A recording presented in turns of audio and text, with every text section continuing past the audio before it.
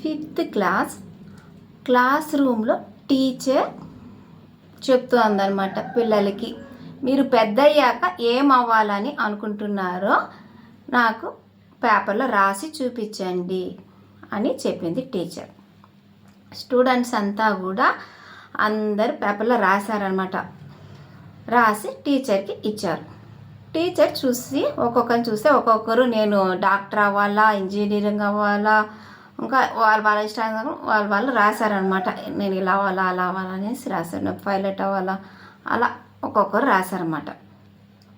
ఒక పిల్లోడిది చూస్తే నేను స్మార్ట్ ఫోన్ అవ్వాలా అని రాసిండాడు ఆ పిల్లోడు. ఆ స్టూడెంట్ని లేపి టీచర్ అడుగుతుంది, ఏమి స్మార్ట్ ఫోన్ అవ్వాలని రాసినా ఏమని అడిగితే ఆ పిల్లోడు చెప్తాడు, మా పేరెంట్స్ ఎంతసేపు కూడా ఆ ఫోన్లోనే ఎక్కువ స్పెండ్ చేస్తారు, దాన్నే చూసుకుంటూ ఉంటారు, నన్ను చూసుకోవడం లేదు. ఇంకా నేను మమ్మీ డాడీ అని పిలిచినా కూడా 2-3 సార్లు పిలిచినా కూడా పలకరు.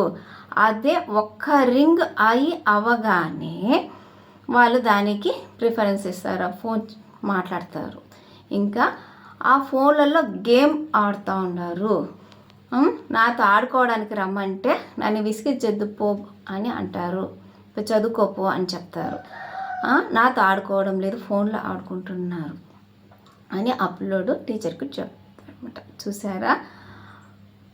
కాబట్టి ఎంతవరకు వాడాల్సిందే, కానీ ఎంతవరకు మితంగా వాడుకోవాలన్నమాట.